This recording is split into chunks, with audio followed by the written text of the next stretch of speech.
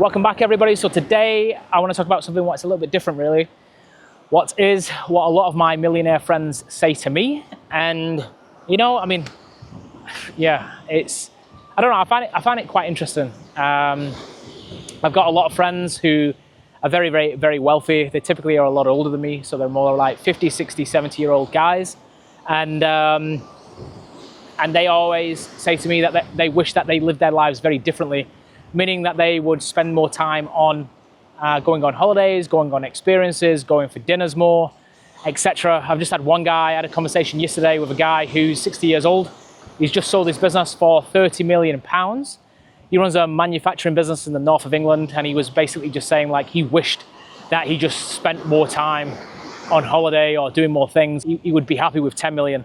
And he just doesn't really understand why he spent all of his time in the office when he was giving up his health for money, and he just didn't get it. And he's looking back on what he's done, and he really wished that he didn't do it. And after that phone call, I had another phone call with a guy who's in Chicago, who runs a clothing business online, doing about $10,000 a month net, and that's about $175,000 in the bank. And yeah, he's 21 years old, very, very ambitious. He wants the Lamborghini, he wants that, everything what you can kind of imagine, really. And yeah, he's working a lot of hours, stupid amount of hours. And don't get me wrong, I understand it. I really do understand it, because I used to do the same. I used to work in the office for 3 days. I eventually got kicked out of that office for sleeping in it. But yeah, I remember driving home once when I was kind of like sleep deprived. I think I stayed up for like 3 days.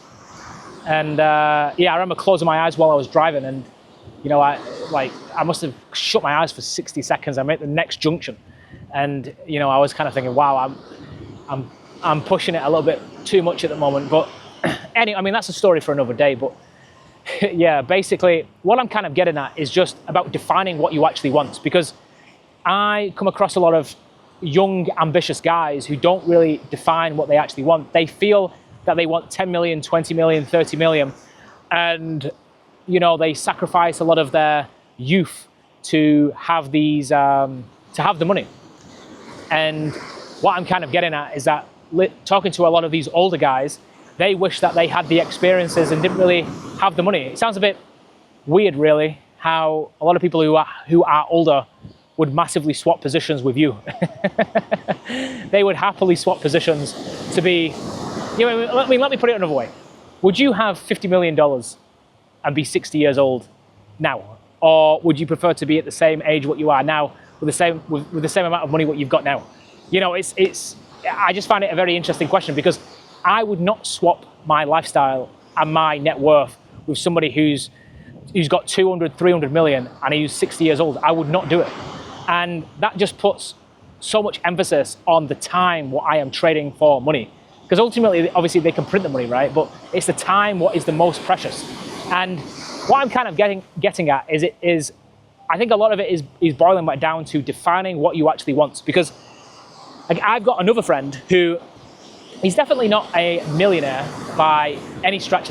He's definitely not a millionaire, but he would say he's a millionaire in another way, because he only works 3 days of the week, and the other 2 days he is with his daughter, and he spends a lot of time with his daughter. He loves his daughter very, very much. He loves his family very, very, very, very much, and he would not swap that time for anything in the world. No matter if you give him a stupid amount of money, he would not swap them days with his daughter for anything else. And he's made that sacrifice where he only defines his diary around them 3 days of the week, and the rest is with his daughter. And, I find that very, very inspirational, because he knows what he wants and he's gone after it and he's done it. That was his goal. He wants to spend time with his daughter because he knows, like he was saying this to me once, where he was basically saying that the time he's spending with his daughter is so precious, because when she gets older, she might not want to spend time with him anymore. And he understands the value of time so much, because he's had a few personal things what's happened to him about where time has become incredibly, incredibly precious, and he understands how precious time is. And he was saying this to me once when I was in England, and he's a very, very good friend. He's like one of my best friends. He's like a big brother, really. But what I'm kind of getting at is that It's about defining what you actually want. Like, do you really want to have $1 million portfolio, a $10 million portfolio, a $50 million portfolio, when you don't have anything else lined up? Like, the reason why you want it, ultimately, I believe, is for freedom. A lot of people want money because it defines, because that money allows them to be able to define how they live their life. It's like the freedom of what the money brings is what a lot of people actually want, you know, and people think that having $1 million is going to give them the lifestyle what they want, where a lot of people don't really realize that even having 100 grand, you can still live the lifestyle what you actually want, because you can buy businesses at like 20,000, 30,000, 50,000 pounds or dollars, and what can kind of generate you £1,000 or £2,000 a month or dollars a month or whatever, and you can run it remotely. I mean, I've met some people here in Bali who are running or working remotely, and again, is it really my lifestyle? Not really. You know, where they would only they only want to generate $2,000 a month. You know, that's not really my lifestyle, but they really enjoy their lifestyle. And what I keep thinking is, who am I to judge?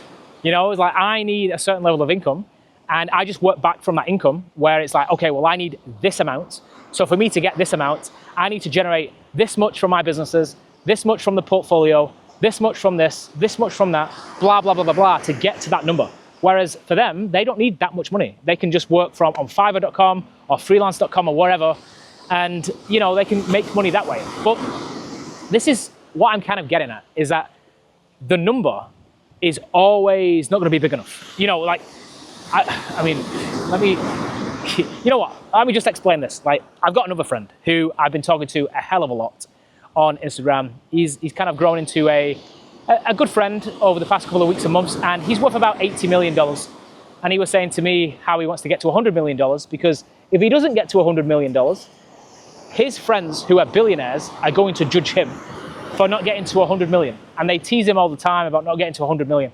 And he is sacrificing his time, health, family, and everything. He's about 45 years old. And I just keep thinking, like, is it really worth it? Is it really, really worth it? And, you know, he keeps saying it is. And, you know, I wouldn't like to be in that position, because I don't think it is worth it. But again, I mean, I just keep thinking, have you got the dream lifestyle what you want? You know, have you defined your life on your terms, and are you living life on your terms? If you are, happy days. But if you're not, then you should be changing something about it. Like I was saying to him, is 100M going to make you happy? He was saying for him to get to 100 million is going to make him incredibly, incredibly happy. But I was saying, but at what cost? I mean, you are going to lose a lot of time with your family, with your wife, with your children, and everything for an extra 20 million when you've already got 80 million. Like, does it really make much difference? I mean, you know, again, who am I to judge, right? But basically, what I'm getting at is just define what you want and work backwards from there, because you'll find that majority of the things what you actually want are actually not that expensive. You might just want nice weather, and you live in a place where it's dark, it rains all the time. You mean, you might be in Canada, you might be in the UK, or certain parts of Europe, and you want to live in a sunny climate. You'll be very, very surprised that you can live in a sunny climate for less than $1,500 a month, $2,000 a month, and you just need to really define on how do you generate $2,000 a month. What type of portfolio do you need from a dividend perspective, or a business, or whatever, and just work backwards from there. So what I'm getting at is that a lot of my millionaire friends wish that they spent their time on experiences, traveling, meeting up with friends, rather than being in the office, because they're saying that sending that invoice or working that extra hour, yeah, it was very important in the early days, but as the business started to grow, it didn't really make too much difference. They could have spent more time at their daughter's birthday or whatever. So hopefully you've got some value out of this. And the executive summary is, please just set goals and define your dream life, because you can work backwards from there, and you'll be very, very surprised that you don't necessarily need the $10 million portfolio to live exactly what you want to live. But anyway, to the 4 people who keep on supporting me, I hope you're having a lovely day, and take care. Bye-bye.